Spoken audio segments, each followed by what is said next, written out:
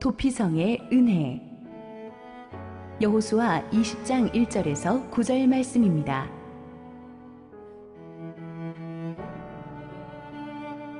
여호와께서 여호수아에게 말씀하여 이르시되 이스라엘 자손에게 말하여 이르기를 내가 모세를 통하여 너에게 말한 도피성들을 너희를 위해 정하여 부지 중에 실수로 사람을 죽인 자를 그리로 도망하게 하라.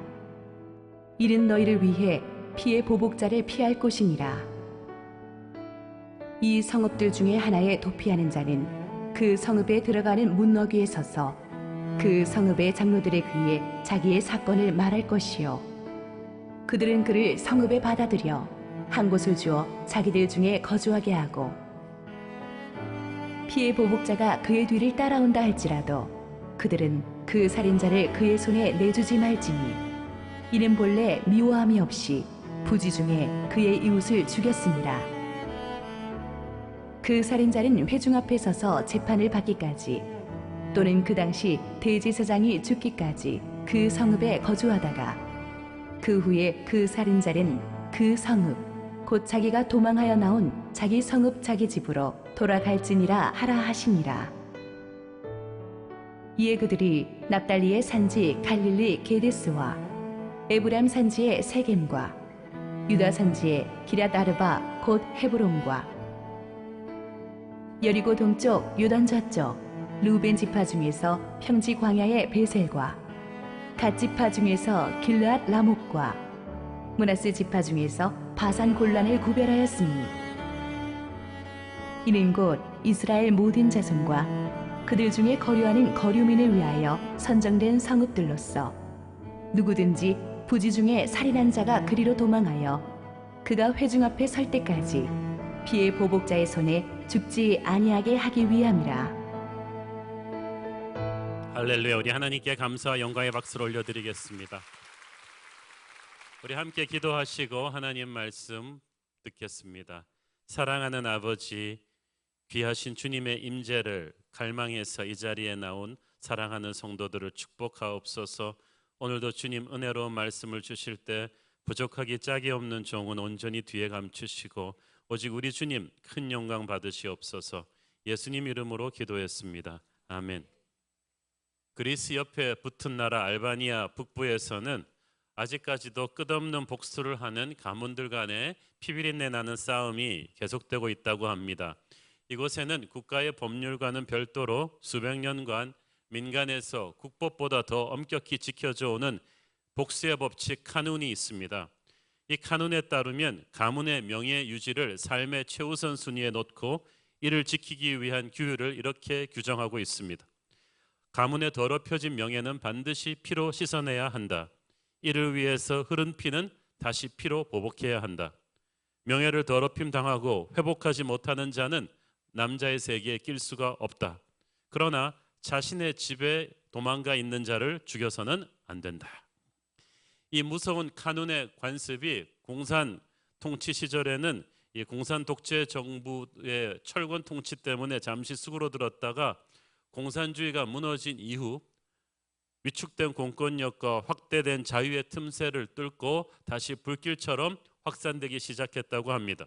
한 예로 어느 마을의 한 남자가 사소한 말다툼 끝에 다른 가문의 아들을 떠밀었는데 이것을 떠밀린 사람의 가문에서는 큰 수치로 여겼습니다. 이건 가문의 명예가 더럽혀진 것이다. 그래서 1990년 공산 정권이 무너지고 나서 양 가문이 서로 피해 복수를 시작해서 양쪽의 아들들이 차례로 다 죽어나갔습니다. 마지막 살아남은 가문의 아들은 집 밖으로 한 발자국도 못 나가고 있다고 합니다. 가문에 의해서 집에 있으면 안전하기 때문이죠. 알바니아 언론 보도에 따르면 이런 식으로 집 밖에 나오지 못하고 숨어있는 남자들이 적어도 1만 명이 넘는다고 합니다. 비단 알바니아뿐만 아니라 부근 발칸반도 지역 국가들 주민의 사고방식이 다 이렇게 외골수입니다. 그래서 이 가문이 아닌 민족적 지역 감정으로 터진 것이 바로 보스니아 전쟁이고 끝없는 피해 복수가 또 이 세르비아인들 사이에서 많이 자행되어 왔습니다. 여러분 어디 세계 여행하다가 발칸반도 사람들이랑 시비가 붙으면 그냥 무조건 미안했다고 하시고 이렇게 화목하고 오시기 바래요. 이 카눈의 법칙처럼 극단적이지는 않아도 세상의 법칙은 복수의 법칙으로 계속해서 이어지고 있습니다. 남이 나에게 상처를 줬으면 받은 만큼 반드시 돌려줘야지, 그렇지 않으면 얕잡아 보임 당하고 계속 당하게 될 것이라고 생각합니다. 그래서 눈에 드러나는 전쟁이나 테러나 폭력의 형태도 있지만 정권이 바뀔 때마다 예외 없이 이루어지는 정치 보복 또한 다 이 복수의 법칙에 기인한 것입니다. 겉으로는 통 큰 척해도 지도자들도 남을 용서하는 것 잘 못합니다. 그래서 어른에게 한번 찍히면 끝이다 라는 뼈 있는 말도 유행하고 하는 거예요. 용서는 어려운 게 아니라 불가능합니다. 용서는 하늘의 은혜로만 가능한 일입니다. 기나긴 가나안 정복 전쟁을 마치고 승리의 대가로 얻은 땅 분배를 다 마친 뒤에 여호수아에게 하나님께서는 일찌감치 모세에게 주셨던 도피성 제도라는 시스템을 공식적으로 공포하게 하셨습니다. 이것은 하나님의 백성들이 사는 약속의 땅이 일반 세상과는 왜 다른가를 보여주는 것입니다. 하나님의 올바른 정의가 세워지면서 인간의 무자비한 피해 복수가 그 사이클이 끊어지도록 하는, 그래서 무자비한 복수와 재복수가 반복되던 그 당시 고대 사회에서 전례를 찾아볼 수 없는 사랑의 시스템을 하나님이 보여주신 것입니다. 도피성, City of Refuge라고 영어로 나와 있는데 히브리어로 이름 미클라트라고 하는데 받아들이는 성읍이란 뜻입니다. 누구를 받아줍니까? 세상이 받아주지 않는 사람을 받아줍니다. 특별히 여기서는 부지 중에 실수로 사람을 죽인 자, 요즘 법률 용어로 하면 과실치사자들의 경우만 해당되겠습니다. 그 당시 고대사회 법칙은 살인자는 이유 불문하고 즉결 처형합니다.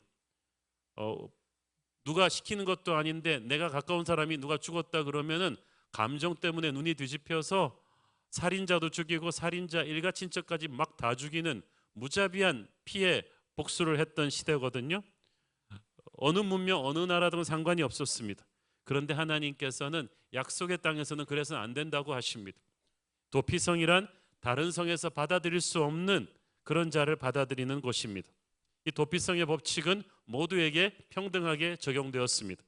본의 아니게 사고로 살인을 저지를 수 있는 이스라엘 모든 자손과 그들 중에 거류하는 거류민들, 이방인들과 손님들이 다 포함되었습니다. 선민의식이 강한 이스라엘 백성이었지만 이 용서와 은혜를 베푸는 데 대해서는 인종과 국가를 차별하지 말라는 하나님의 뜻이었습니다. 도피성 문 앞에 도착한 사람들은 성문 앞에서 그냥 또 들어오는 게 아니고 도피성의 그 장로들에게 자기 사정을 가감없이 정직하게 이야기해야만 했습니다. 사기꾼들도 많았기 때문에 성령과 지혜가 충만한 장로들이 얘기를 들어보고 이 사람이 진짜 억울하구나, 고의가 아닌 부지 중에 실수로 사고로 사람을 죽였구나라고 판단되면 들어오게 합니다. 일단 도피성 안으로 그렇게 장로들의 허가를 얻어서 들어가는 순간 아무리 서슬이 등등한 이 살인자를 추적하는 추적자들도 따라 들어올 수 없어요. 그때부터 끝나는 거예요. 도피성으로 피신한 자는 그 후로 대제사장이 죽기까지 그 도피성에 있을 수 있었습니다. 그 말은 당시에 대제사장이 죽으면 그는 비로소 자기 집으로 돌아가는데 그때는 그의 죄가 씻어진 것으로 간주해서 아무도 건드리지 못했습니다. 그러니까 대제사장의 죽음이 도피성에 피신한 자의 목숨을 대신해 주었다는 뜻입니다. 그러나 도피성으로 피신한 자는 대제사장이 죽기까지는 그 안에 살아야만 했습니다.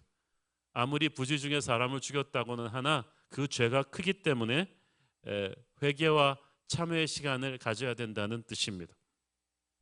실수로 살인한 자들이 이렇게 피할 수 있는 도피성이 가나안 땅 전역에서 6곳이 선정이 되었습니다. 위치를 한번 영상 화면 지도를 통해서 확인해 보시도록 하겠습니다. 가나안 땅에서 요단강 동쪽으로 벳셀, 길르앗, 라못, 골란 이 세 군데 도피성이 있었고 요단강 서쪽으로 게데스, 세겜, 헤브론 이 세 개의 도피성이 있었습니다. 그런데 주목할 것은 이 6개의 도피성이 전부 다 상당히 높은 고원지대에 위치한 성읍이었습니다. 그리고 시골 총구석에 있는 아무도 모르는 도시들이 아니고 전부 다 이스라엘 백성들이 잘 알고 있는 영적인 의미가 큰 곳이었어요. 가령 예를 들어서 헤브론 기억하시죠? 갈렙이 아낙 자손을 몰아내고 힘들게 뺏은 땅, 바로 거기에 도피성이 있었어요. 이것은 아브라함이 처음 그 무덤을 산 곳이기도 한 약속의 땅의 교두보와도 같은 아주 중요한 곳이었습니다. 세겜 또한 마찬가지죠. 이 믿음의 조상 아브라함이 제단을 쌓은 곳이고 요셉의 유해가 묻힌 영적인 의미가 있는 곳이었고, 길르앗 라못 또한 훗날 솔로몬 시대의 중요한 행정 도시가 되는 곳입니다. 그래서 이 도피성 6개가 굉장히 중요한 의미를 가진, 모두가 착 들으면 아는 그런 유명한 곳이었다. 그리고 이 도피성들의 배치를 보면은 약속의 땅 곳곳에 이렇게 흩어져 있잖아요. 지리학자들에 따르면 약속의 땅 어디에 살든지 마음만 먹으면 하루 안에 도달할 수 있대요. 이 6군데 중에 한 군데는. 그리고 이 도피성으로 향하는 길이 항상 1년에 한 번씩은 잘 닦아서 보수하게 되어 있는데, 유대 전승에 따르면 도로의 넓이가 대략 14m 정도 되는, 14m면 2차선, 3차선을 놓을 수 있는 그 당시로는 대단히 큰 길이에요. 그리고 그 곳곳의 교차로에 이것은 도피성으로 가는 길입니다 라는 표식이 다 붙어 있게 했습니다. 길도 매년 닦았고 보수했기 때문에 누구든지 이 도피성으로 가는 길은 다 알고 있었어요. 도피성이 누구든지 쉽게 피신할 수 있는 가까운 거리에 있었고, 누구든지 쉽게 찾을 수 있는 높은 고지에 있었고, 그리로 가는 길이 넓고 항상 잘 닦여 있었다. 이것은 무엇을 말해줍니까? 실수로 살인한 자는 어떻게든 살아라는 거예요. 결심하고 빨리 움직이기만 한다면 도피성으로 갈 수 있습니다. 부지 중에 살인한 자가 살 수 있는 길은 그 길밖에 없었어요. 도피성의 목적은 첫째는 피해 복수자들의 손으로부터 생명을 보존받기 위해서였고, 둘째는 공정한 재판을 받기까지 시간을 벌기 위해서였어요. 사고나 실수로 사람을 죽였는데도 피해자 입장에서는 감정적으로 격해져서 앞뒤 안 가리고 피해 복수를 할 수 있었기 때문에 일단은 공정한 재판을 받을 수 있도록 해서 그 사회에 정의와 이 은혜가 같이 갈 수 있도록 하는 하나님의 배려였습니다. 이 약속의 땅에 설치된 이 도피성 제도 안에는 예수 그리스도의 용서의 은혜가 상징적으로 묘사되어 있어요. 우리 중 그 누구도 완전한 사람은 없어요. 우리 모두가 다 죄인입니다. 우리는 딴 사람이 죄를 지었을 때 쉽게 흥분해서 그를 정죄하지만 우리 중에 완벽한 피해자는 없습니다. 우리도 의도하지는 않았지만 실수로 사람을 죽이는, 다른 사람한테 상처를 줄 수가 있어요. 도피성 제도는 누구나 실수할 수 있고 또 실제로 그렇게 실수하고 있는 인간의 연약함을 배려한 하나님의 은혜입니다. 냉혹한 법의 심판으로부터 죄인들의 영원한 도피성이 되실 예수 그리스도의 십자가 은혜를 상징하는 것이 바로 도피성이기도 한데, 지금껏 설명한 이 도피성 제도의 면면이 기독교의 십자가 구원 사건을 상징합니다. 첫째로 본의 아니게 죄를 범한 인간이 유일하게 살 수 있는 길은 빨리 도피성으로 달려가는 길밖에 없었어요. 아무리 자기 말로 억울하고 힘들다고 설득하고 변명하고 빽을 써도 소용없습니다. 죄를 지은 인간이 살 수 있는 유일한 길은 예수님께로 피하는 길밖에 없습니다. 그렇지 않으면 죽습니다. 또한 도피성은 누구든지 쉽게 달려갈 수 있는 가까운 곳에 있었다고 했어요. 그리로 가는 길은 잘 닦여 있었고 이스라엘 전역에 퍼져 있었습니다. 마음만 먹으면 언제든지 갈 수 있습니다. 여러분, 예수께로 가는 길은 항상 우리 가까이에 있어요. 바로 옆에 교회들이 있고 예수께로 인도해 주는 사람들이 있고 우리는 종교의 자유가 있는 나라에 살고 있어요. 길이 멀어서 힘들어서 못 간다고 핑계할 수가 없습니다. 도피성 문 앞에 도착한 사람들은 성문 앞에서 자기의 죄를 가감없이 고백해야만 했습니다. 십자가는 누구든지 붙잡을 수 있지만 아무나 붙잡을 수 있는 것은 아닙니다. 십자가의 은혜를 누리려면 자기의 죄를 고백해야 합니다. 회개하지 않는 자에게 은혜는 부어질 수가 없어요. 쓸데없는 가식이나 거짓이나 핑계나 자기 정당화는 통하지 않고 정직한 자기 죄의 고백, 그것만이 십자가의 은혜를 누리는 길입니다. 네 번째, 도피성 안에 피신한 자는 대제사장이 죽기까지 그 안에 살다가 대제사장이 죽어야 그곳을 떠날 수 있었습니다. 대제사장의 죽음이 그의 생명을 대신해 줬다는 것입니다. 도피성에 피신한 자들의 자유와 해방은 대사장의 죽음으로서만 가능했다. 우리를 용서하기 위해서는 예수 그리스도의 십자가 죽음이 필요했다는 뜻이에요. 용서는 대가를 치르고 주신 선물입니다. 우리에게는 공짜지만 하나님에게는 심장을 도려내는 하나님의 아들의 죽음이었어요.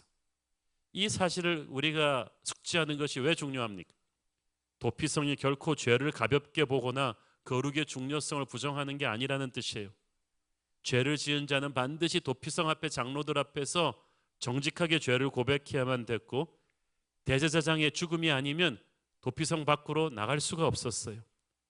사고로 죄를 지었든 의도적으로 죄를 지었든 십자가의 보혈의 공로 아니면 우리의 죄 문제는 해결을 볼 수가 없습니다. 하나님은 거룩이시기 때문에 죄를 심판하지 않으실 수가 없고, 사랑이시기 때문에 우리가 심판당하는 것을 지켜보실 수가 없어요. 그래서 우리의 죄를 유죄라고 선고하셔 놓고 그 죄의 값을 하나님이 대신 받으신 곳, 그것이 십자가입니다. 십자가는 하나님의 거룩과 사랑이 동시에 이루어지는 것이고, 죄인인 우리가 피할 수 있는 것은 오직 갈보리 십자가뿐입니다. 이 도피성은 바로 구약에서 갈보리의 십자가를 상징하는 것입니다. 이 6개의 도피성들이 모두 레위 지파에게 분배된 성읍들 가운데 속해 있었어요. 지난번에 말씀드린 적이 있죠. 12지파가 사는 땅 곳곳에 레위 지파에게 성읍이 분배돼서 섞여서 살았다고. 근데 희한하게도 이 도피성이 전부 다 레위인들이 사는 곳이었어요. 레위인들이 뭐 하는 분들이죠? 백성을 대표해서 하나님께 제사 드리는 사람이에요. 그리스도의 보혈이, 어린 양의 은혜가 백성들에게 흐르게 해주는 사람들인데, 죄인들은 항상 이 레위인들과 함께 살라. 이 말은 무슨 말이에요? 너의 남은 생에는 이제 너를 씻어주신 어린 양을 예배하면서 그 주 은혜 안에 잠겨서 살아라는 뜻이에요. 이 도피성의 법칙은 이스라엘 백성도 그들 중에 거하는 외국인들에게도 공평하게 적용되었어요. 이 은혜는 이스라엘뿐 아니라 모든 족속 백성 방언에게 흘러나가는, 전 세계로 흘러나가는 우주적인 것이었습니다. 자, 이 도피성의 원리 안에 하나님께서 우리가 하나님의 백성으로서 이 땅에서 어떤 마음으로 살아야 되는지를 가르쳐 주시고 있어요. 도피성의 법칙은 용서의 법칙입니다. 사람은 살면서 수많은 사람들과 관계를 맺고 살아가는데, 관계를 맺는다는 것은 항상 리스크 테이킹을 하는 거예요. 위험을 감수하는 것입니다. 죄인과 죄인이 모여 살면 서로가 날카롭게 부딪히게 되어 있습니다. 우리는 서로에게 수많은 상처를 알게 모르게 주고받고 살아왔습니다. 오래 살았다는 것은 그만큼 마음속에 미워하는 사람들이 많다는 거예요. 아마 지금껏 살아온 분들 중에 여러분 마음속에 있는 미움의 방들에 가둬놓고 있는 수많은 사람들이 있을걸요. 그리고 그 사람들을 우리가 예수 믿고 나서도 용서를 잘 못해요. 왜냐하면 내 마음속에는 이 용서를 반대하는 수많은 정당한 이유들이 부글부글 끓고 있어요. 그 인간은 한번 호되게 맛을 봐야 정신을 차린다. 자기 한 짓에 대한 대가를 치르야 된다는 걸 누군가는 가르쳐 줘야 된다. 누군가는 그 사람을 손 좀 봐줘야 된다. 가만두면 그 인간은 더 나쁜 짓 한다. 자기가 한 짓에 대해서 미안해하지도 않는 인간을 내가 어떻게 용서하냐. 당한 쪽은 난데 그래도 자기가 먼저 와서 사과하고 용서하면 생각해 보겠는데 왜 내가 용서하냐. 괜히 용서한다고 했다가 날 만만히 보고 앞으로 계속 나쁜 짓 하고 다니면 어떡하냐. 내가 나이도 많고 내가 윗사람인데 왜 내가 먼저 그런 나약한 모습을 보인단 말인가 등등 수많은 정당한 이유들로 인해서 우리는 용서를 못해요. 그리고 상식적으로 우리는 용서를 이해할 수가 없어요. 용서는 아까도 말씀드렸듯이 이 땅의 것이 아니라 메이드 인 헤븐이에요. 하늘의 것이에요. 하늘에 눈을 뜨지 않으면 이해할 수가 없어요. 그런데 사랑한다는 것은 용서하는 것입니다. 용서는 공평의 문제, 인과응보의 문제에 대해서 아주 시원한 답을 주지는 않습니다. 그러나 용서는 상식적으로 이해할 수 없는 은혜의 물꼬를 트는 기가 막힌 하나님의 축복이에요. 하나님은 우리가 인간적인 생각을 접고 하나님의 용서의 은혜를 우리 이웃들에게 흘려보내기를 원하십니다. 하나님은 거룩이시지만 또한 하나님은 사랑이십니다. 왜 하나님이 우리에게 이 용서를 하고 살라고 하십니까? 첫째, 인간의 불완전함 때문이에요. 우리 인간은 객관적일 수가 없어요. 아무리 냉철한 사람도 일단 자기 문제 딱 걸리면은 주관적이 됩니다. 이성보다 감정이 먼저 나가요. 인간은 그렇기 때문에 바르고 공평하고 완벽하게 정의를 집행할 수 있는 능력이 없어요. 정권만 바뀌면은 정치 보복하면서 뭐라고 합니까? 말은 성역 없는 수사, 객관적인 심판. 그런데 그게 불가능하다는 거 우린 다 알죠. 청문회하고 특검하면서 하는 말들은 낡은 역사를 바로잡아야 진정한 새 역사가 시작된다. 이 땅의 부패는 완전히 발본색원해야 된다. 그런데 이 땅의 부패를 완전히 발본색원하려면요, 누가 그러는데 유치원생 이상은 다 죽여야 된대. 우리 중에 누가 100% 의롭게 남을 심판할 수 있는 정의의 사자가 있습니까?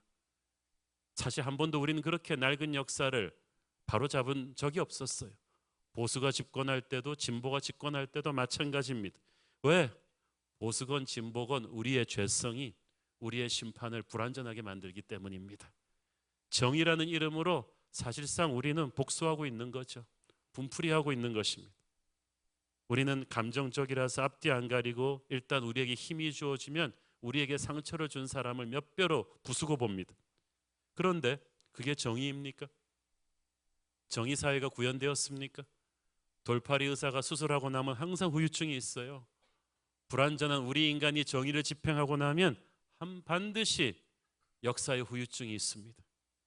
도피성은 살인을 저질러도 상관없다는 이야기가 아닙니다.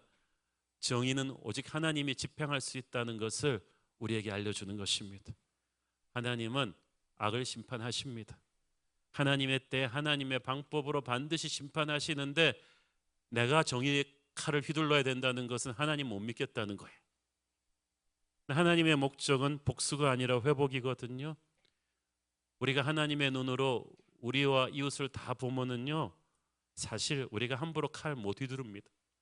우리는 항상 내가 피해자라고 생각을 하는데 우리가 몰라서 그렇지 살면서 알게 모르게 우리도 남한테 상처 준 거 많았어요. 우리 중에 누가 100% 피해자가 있어요? 여러분, 알게 모르게 남한테 상처 주는 말 한 번도 안 하고 살아오신 분. 나는 단 한순간도 하늘을 우러러, 우리나라에서 가장 오용되는 시죠. 하늘을 우러러 한 점 부끄러움이 없다. 그거는 그 시를 쓴 윤동주 시인도 그렇게 못한 일이에요. 우리 중에 가해자이지 않은 피해자는 없습니다. 여러분, 부모님은 어떠세요? 살면서 여러분 아무 생각 없이 톡톡 뱉은 말로 여러분의 자녀의 가슴에 상처 준 적은 한 번도 없습니까? 우리가 누구한테 상처 줄 때마다 딴 사람이 나에게 무자비하게 정의를 집행한다면 우리 중에 살아남을 사람이 몇이나 되겠습니까?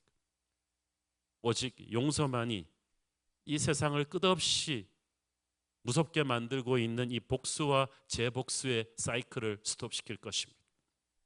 두 번째, 용서만이 우리를 진정으로 자유케 합니다. 증오라는 단어가 헬라어로 참 재밌습니다. 그 뜻이 계속 반복해서 느낀다 하는 뜻이에요. 그러니까 과거의 상처를 계속 아침마다 끄집어내서 씹고 또 씹는 거예요. 굿모닝, 커피 마시면서 상처야 잘 있었니? 어제보다 더 커졌구나.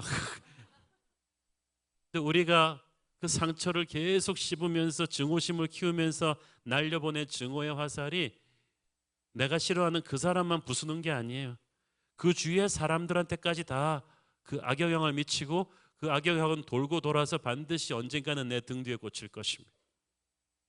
용서가 없이 사는 사람들의 사회는 그래서 불행한 거예요. 많은 아일랜드 사람들은 대를 이어 영국에 대한 증오심으로 살아왔습니다. 많은 흑인들이 백인들에 대한 증오심으로 살아왔습니다. 많은 우리 한국 사람들이 일본에 대한 증오로 살아왔습니다. 그러나 그 삶은 대단히 불행한 삶이 될 것입니다. 우리 자신의 영혼을 망치는 일이 될 거예요. 미국의 한 경건한 목사님은 이렇게 말했습니다. 용서를 함으로써 가장 먼저 그리고 가장 큰 혜택을 입는 사람은 다름 아닌 용서를 베푸는 우리 자신이다. 우리가 진심으로 예수 이름으로 용서할 때 우리는 갇혀있던 포로를 자유케 하는데 그 포로는 다름 아닌 바로 우리 자신이다. 그래서 신약 성경에서 용서를 가리키는 헬라어의 뜻은 스스로를 놓아준다예요. Setting yourself free. 스스로를 놓아준다. 여러분, 아까 제가 우리 마음속에 살면서 미움의 방을 많이 만들고 그 미움의 방에 우리에게 상처 준 사람들 많이 가둬놨다 그랬죠. 그 마지막 방에 누가 있느냐? 우리 자신이 있어요. 그 앞방의 죄수들을 다 풀어야 우리 자신도 나올 수가 있는 거예요. 용서하기를 거부할 때 우리는 스스로를 미움의 노예로 묶어놓는 것입니다. 한국교회에서 존경받는 한 원로 목사님이 오래전에 미국에서 유학하던 시절의 일입니다. 신대원에서 백인 룸메이트가 하나 있었는데 둘이 같이 한번 주말에 집회를 갔는데 거기서 목사님께서 용서의 중요성에 대해서 설교하셨는데 너무 큰 은혜가 있었대요.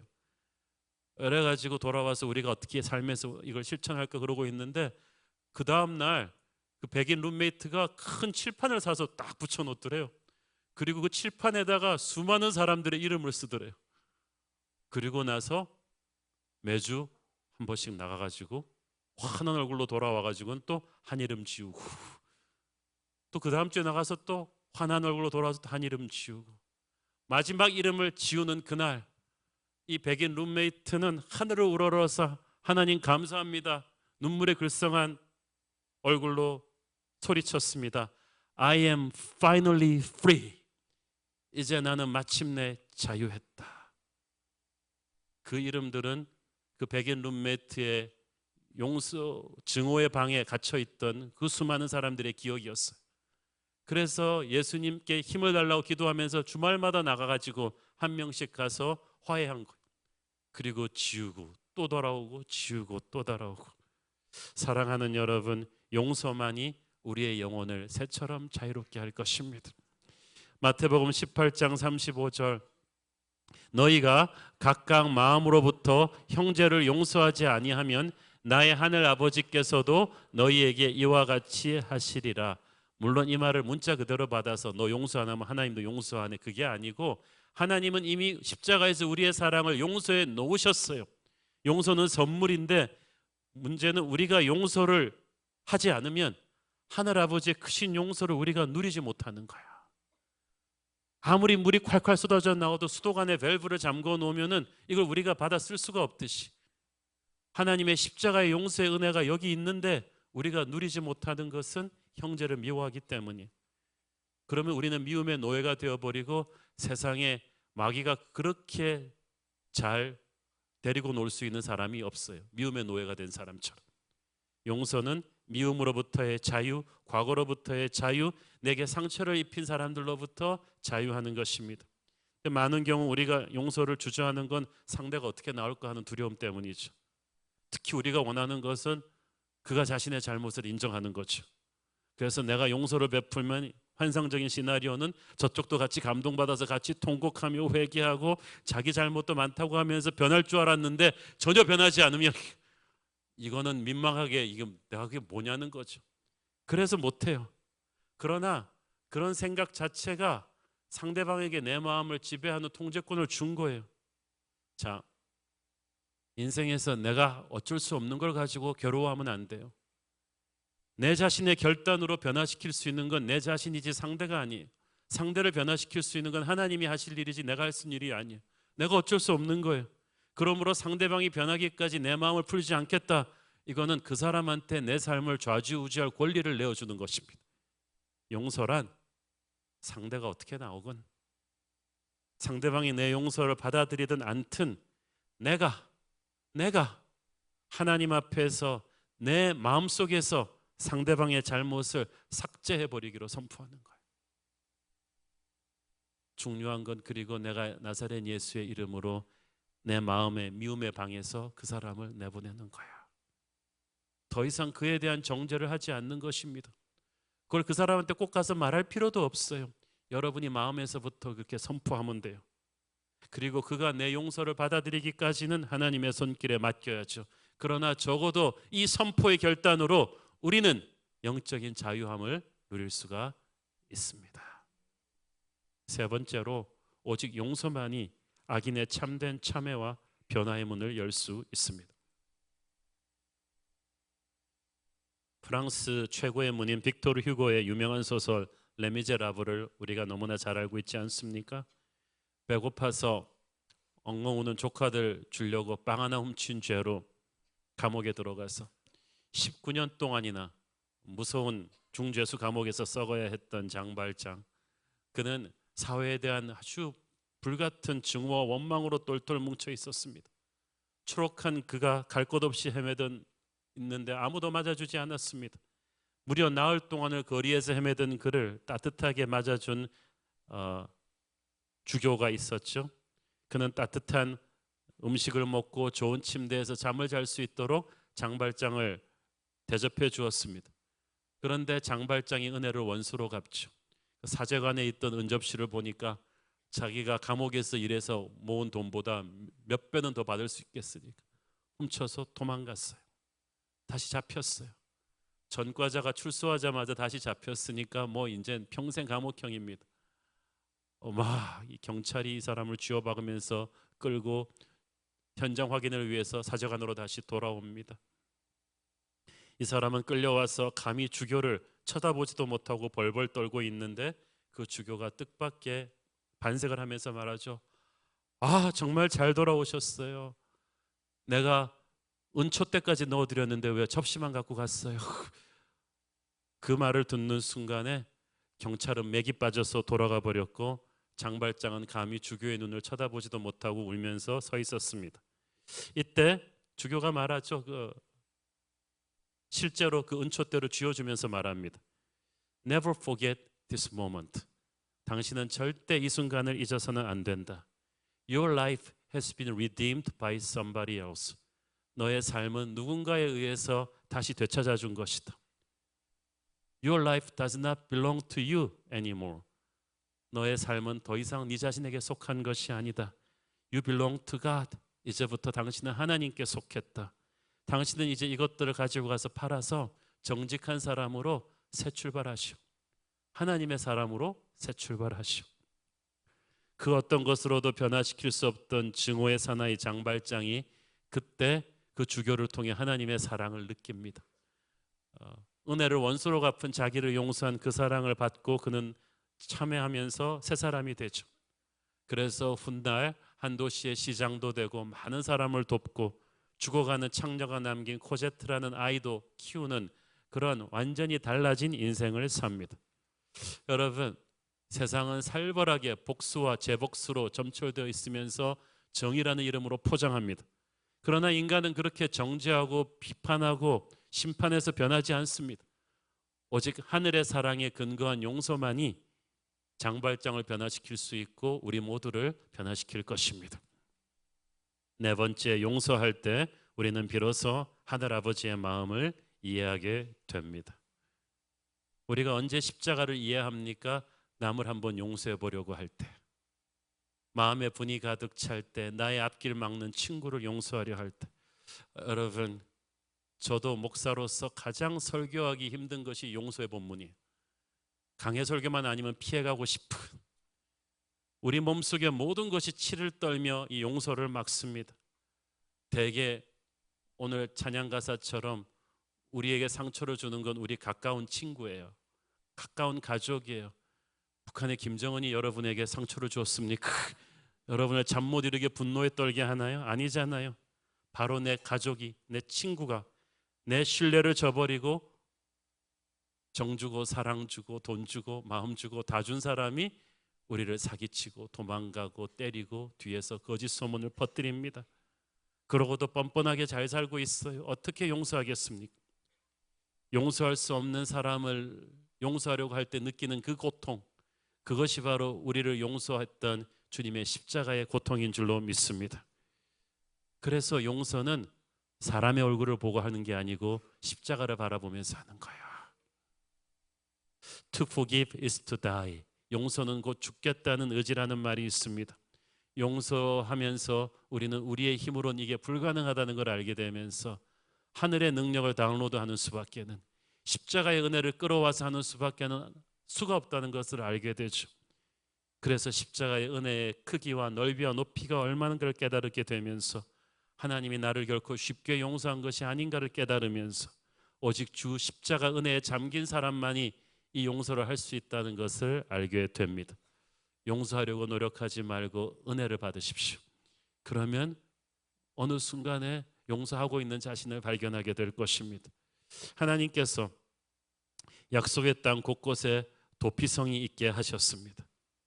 그리고 12지파에게 땅을 분배하는 일이 마치자마자 모든 백성에게 가장 먼저 전달된 명령이 이 도피성 제도를 실행하라는 거예요. 그만큼 하나님이 약속의 땅이 앞으로 경영되는 데 있어서 이 도피성의 존재를 중요하게 생각하셨습니다. 세상과 하나님의 나라가 차별화되는 가장 확실한 모습 중에 하나가 여기에는 죄인을 위한 은혜의 공간 도피성이 있다는 거예요. 하나님의 백성들이 사는 곳에는 항상 은혜의 도피성, 십자가가 있어야 됩니다. 십자가는 멀리 있는 것이 아니라 바로 우리의 삶 속에 있어야 돼요. 구약 성경에 보면 하나님은 우리의 피난처라는 말이 곳곳에 나오죠. 피난처는 난민들이 가는 곳입니다. 아무도 받아주지 않는 사람들이 가는 곳이에요. 죄인들이 가는 곳인데, 죄인들이 피난처 대신 하나님께 들어가기 위해서는 죄 문제를 해결하고 가야 됩니다.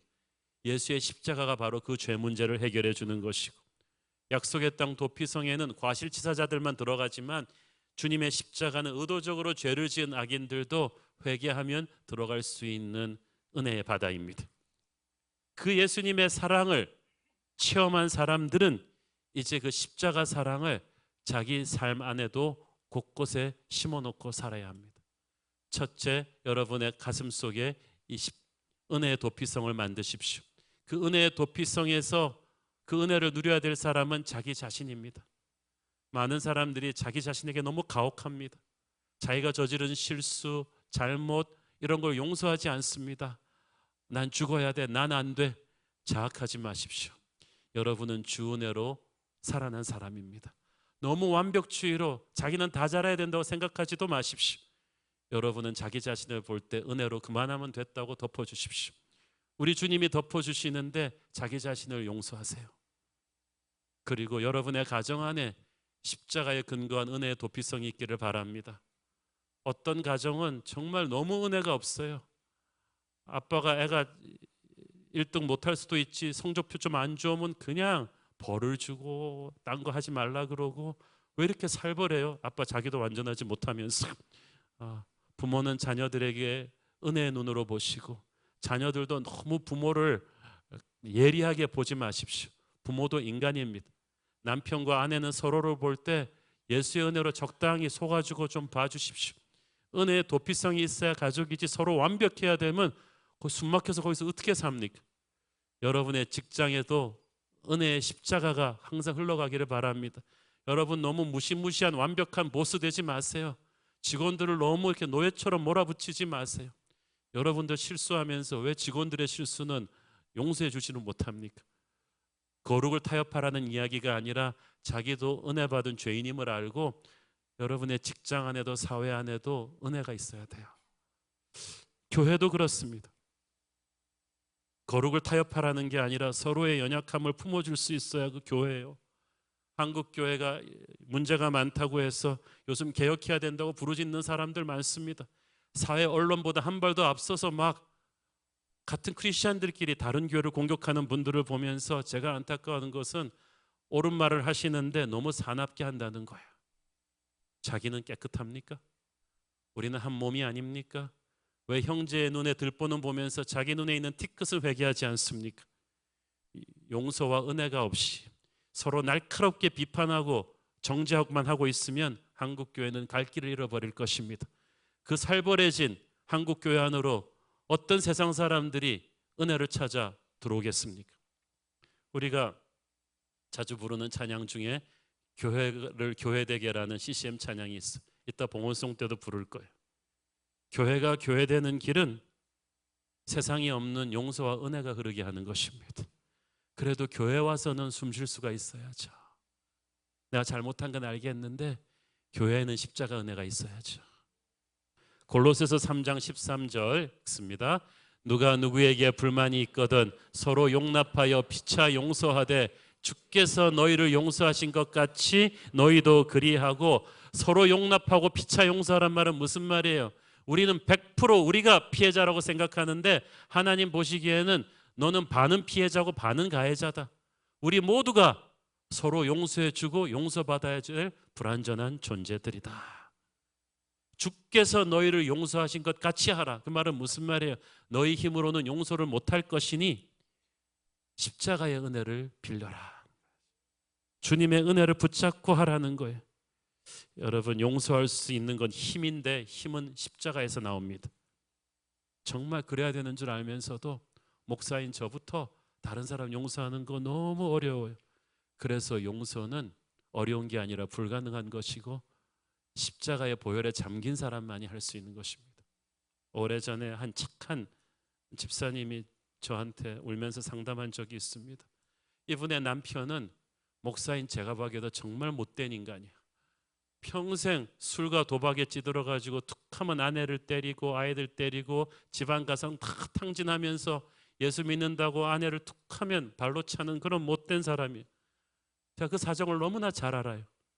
제가 이 집사님한테는 함부로 조언을 못 하겠어요. 너무 힘드시니까.